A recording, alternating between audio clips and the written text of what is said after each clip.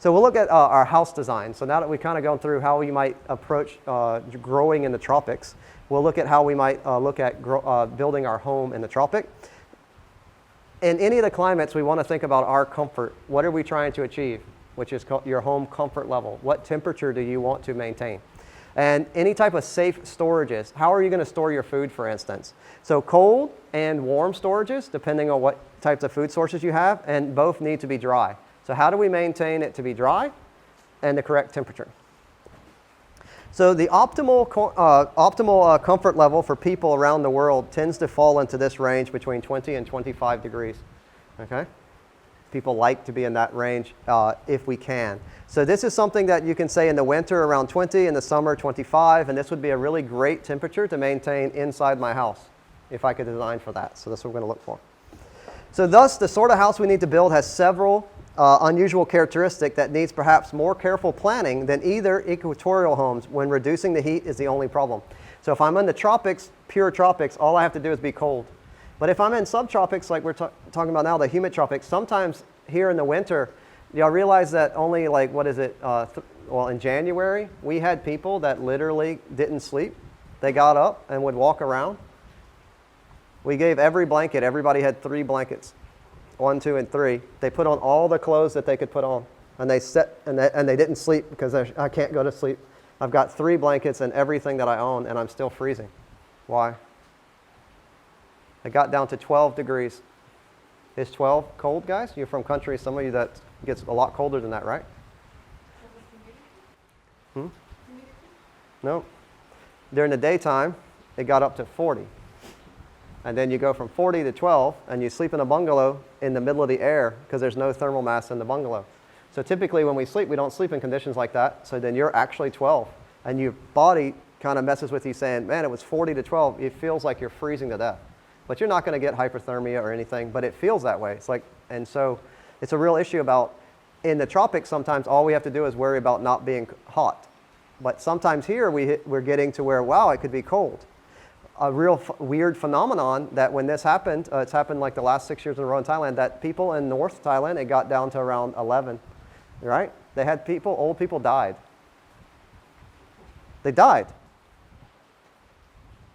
They'd never been that cold before in their life. So the old person died. So they had like something like 1,000 people die. That's not that cold.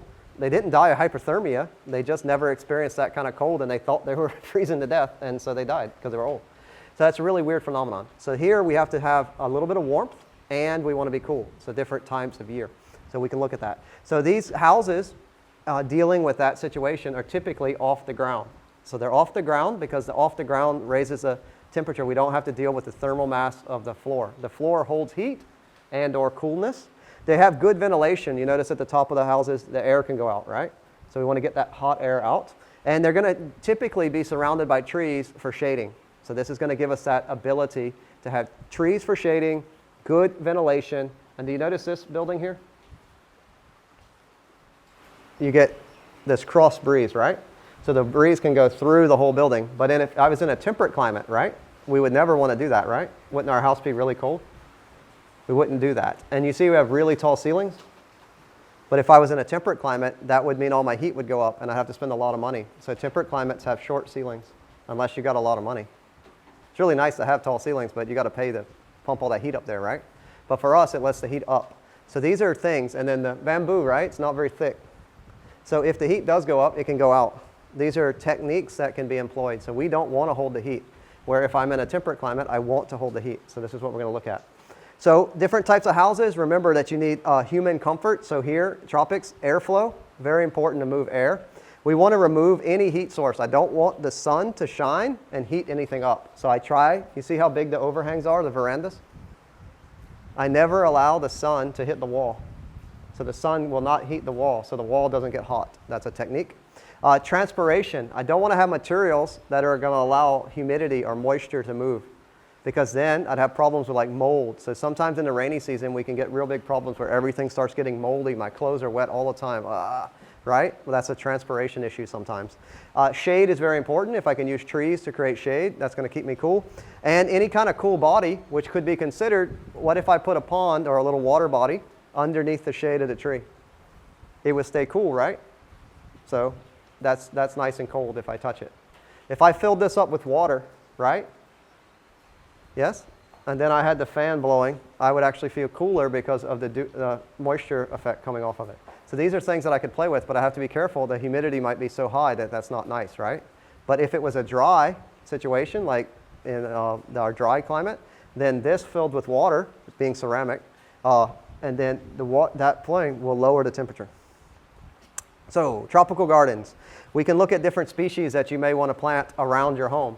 So this is where the food forest comes in a tropical situation. Remember when we went to Pichon's house and we're walking around? And there's all these trees and the fruit's like right there and it's almost touching. All the fruit trees are touching his house because he's planted his house inside of the garden. It's a food forest. So in this instance, he has mangoes, papayas, sapote, bananas, limes, coconuts, cashews, macadamia nuts, breadfruits, mound plantained avocados, pineapples, durians, and the list can go on and on. And this is where we start to get this aspect of this tropical food forest. Pineapple's great. Also think about if I have a forest, fowl, or what we know as poultry, are derived from the forest. The chicken came from a jungle. That's what I call it, a jungle fowl. So I have a great opportunity to let these animals back into that environment. So surrounding Pichon's house, that's where they have ducks, they have chickens, they have geese, right? Guinea fowl is another bird that they have there. It's quite interesting bird, kind of all feathers. So these are things, and also think about any aquatic areas. So next to my home also I have the opportunity to put a pond, and if I can have aquatic species, that gives me nutrient loading. So not only do I have the ability to water my garden anytime I want, right? I can just turn on the pump. I'm pumping the water from the pond, which is full of fish. So the fish are creating a nutrient load of nitrates that turn into nitrites. So I'm actually have fertilized water that can go to the garden. So that's also another great opportunity to see a pond as not only recreation, but as a nutrient source. So the fish are herbaceous. They only are, right? So they just swim around eating algae, right? And so how's the algae get in the pond? The sun. So the sun shines on the pond, and if you notice, if you look at the water, it's kind of green. It's like a green color because that's the algae. So the herbaceous fish just swim around, filter feeding the algae. Then they poo. I pump that onto the garden, great nutrient source. So these are aspects that you can look at in temperate climates or tropicals.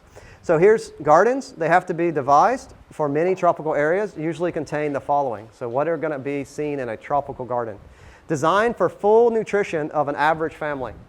What that means is, remember we had problems with minerals? So we need to understand that a lot of times in these areas, the nutrient deficiencies that we see in the children, we need to understand that nutrient and we need to design a garden that's going to provide that full nutrition. We need to have water conservation in the dry season of this area. I need to have harvesting or I will not be able to grow food. I need to have species that are chosen to suit local cultural preferences. Remember what the Thai king said, grow what you eat and eat what you grow. So don't grow things that people don't eat. Sufficient varied species that survive reasonable climatic changes and or seasonal irregularities. Be very careful about bringing into these hard climates non-native species. They're not conditioned to go through 8 months of no rain. So only very specific species can tolerate these really hard conditions. So make sure that you're looking for species that are climate specific. Protein sources. Here in these issues when you're not able to grow enough food for the large population and there's not enough food, right? Protein sources become very important. Very difficult to say that here people would be able to live on a very vegetarian diet alone. Not unless you have a lot of money and you're importing it. So that's a problem. So how do I get them to have enough protein? So people are malnourished. They don't have enough food. The dry season, they can't grow vegetables as we know them. So protein sources that can be saved, and that's why they develop fish sauce, where they have this pala, so they can hold protein, similar to in the temperate climates. In our winter, we're not able to grow food easy. So what do? We preserve it in cheese, things like that, right? So their form of preservation is typically found in what we may find as protein sources. So livestock, any type of forages, grains and legumes like rice, or any kind of replacement food that you may see for meat. As I said, the lucina, the tree, is a great protein source, so you can eat that as a powder. Also, there's a high, moringa is also very high in protein. So we can derive proteins in different ways. Any type of beans, so if we grew legumes, any beans, we would be able to hold that over the dry season when we don't have access to food. And any basic foods are staples, so fresh vegetables and fruits for vitamins, minerals, and any variety of uses.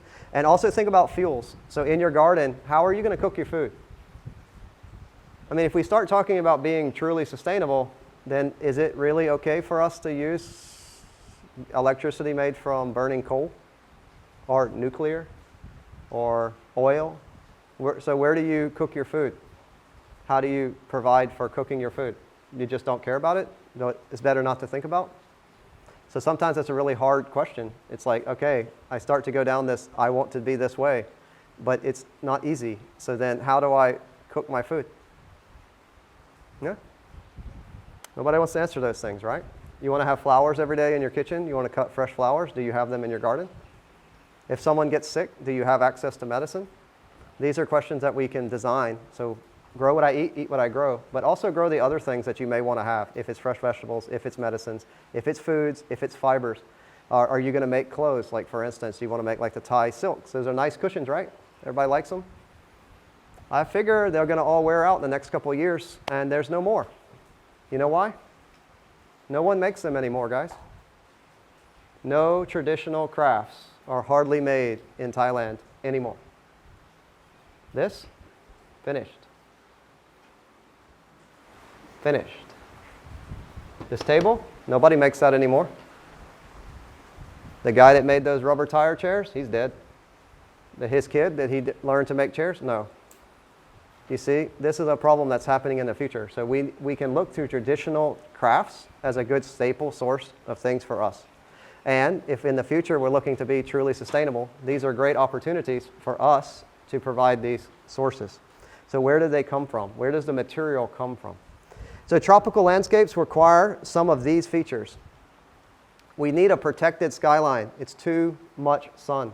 So that's that dapple shading by small trees and or palms. We have to have a mid-slope or a key point. Typically these areas have slope. So we try to put our house in the middle, not at the top, not at the bottom. The bottom may flood. The top is too dry. So look at your low slopes. A lot of times in these areas, especially here, we're in an interesting point. This house or building is sitting on the key point at Raktamachat. This is the upland. We could grow, like for instance, corn, right? But that's the lowlands and they grow rice. Do you see the difference? Upper and lower and right at the key point. So key points are very interesting points to be observing. So Raktamachat is laid out in a big line, right? There, because that's following the key point, the intersection between the upper lands and the lowlands. And coastal flatlands can be great places to do different things. Like here in Thailand, they do a lot of shrimp farming, different crustaceans, things like that. So you can do farming in coastal areas. Estuary or sea impounds means that we can work with the ocean. So in a sustainable harvest practice, we can get lots of products from oceans or any other marine constructs. That means like making artificial reefs, things like that, constructing artificial reefs to increase natural populations. So some elements that you could look at to put in your houses if you were in the tropics. Houses grouped around a compound. So we may see a grouping around a central element and shared guarding work. So when we look at more traditional or tribal situations, they typically put the houses in a circle. We need to think about wells. How am I going to get well, like well water or tanks? How do I store my water? And how much water do I need?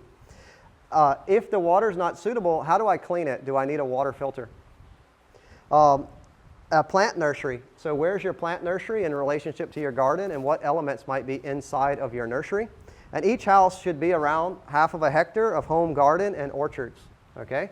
So this is a good estimate of about how large you would need to be in the tropics to support one family. And free-range animals as manure sources. Okay? So we have chickens and they're free-ranged, but they also as valuable as sometimes we get meat. But we also probably more valuable is the manure. So the manure to grow vegetables is more valuable in the tropics than the actual meat. And that's why they're not as intensively raised. Fish ponds, right? Look at able to hold water, produce fish for eating, and the nutrient for your garden water source. Fuel wood plantations. How are you going to, like for here, we cut katan every day. We feed it to our goat. It produces manures, and we can make charcoal, right? But how are you going to provide for fuel? And sheds for cattle, pigs, or any other types of animals, they should be appropriately built. So you want to think about how to build not only your house, but how to take care of the house for any particular animal. And tree polycultures and food forests are basically the easiest way to produce your needs with the least amount of work. So once we decide we may want these elements, tree forest or food forests are going to be the easiest way to provide for that. So then start to do the research in that particular location. What is the easiest tree that grows in that location? So any special facilities that you may want to add to your plan. So you start to think about, what do I need? Well, if you do have trees, what could you do with them? Let's say at the end of their life cycle, if I'm sustainably managing them, could I cut them down and make, I don't know, I could make logs for houses. I could build boats. What about fish nets? If you go fishing, you can dry them. Canoes or small boats, do you need a freezer? So if you kill an animal, you can hold it over a longer period. Are you going to freeze it? Or are you going to dry it? Or are you going to smoke it? You're going to salt it? How do you preserve your things? How are you going to produce the power for your house? Where does it come from? Here, I don't mind to run the electric too much because I know where the electricity comes from. It comes from basically a hydro dam. So they dammed a reservoir, right, in the mountains, okay? So the rains come every year. It fills up the reservoir. They let the water out, and it produces electricity. Well, that's sustainable power as long as the rains come. But if the rains didn't come, oh, wow, I don't have any electricity, right? So what would I do if they turned off the electric because the rains didn't come this year? What are we going to do? How am I going to produce power? So right now, very convenient that it would be sustainable. But what happens if it wasn't sustainable? What if I said that the power was from a natural gas power plant? And I may not ethically want to use that electricity. I may have to think about solar. I may have to think about microhydro. I could think about biogas. All of these ways are to make electricity. And what about craft or work areas? Do you have a place, a barn, where you're going to do your work? If you live at home, did you put it in an office? Is your office in your bedroom? You really think you'd do a lot of productivity by working out of your bedroom? No. So where's your office? Where's your workshop? These are things that you may want. Or what about vehicles? How are you going to get around? What type of transportation? Are you going to ride a horse? Do you need a cow? How are you going to plow your field if you're going to do that? So these are aspects that in tropical areas, working in a village level, these are things that a designer may want to think about. So if I want to be a consultant and I go to these levels where people are having difficulties, I need to try to solve their difficulties. And these are techniques or elements that may help.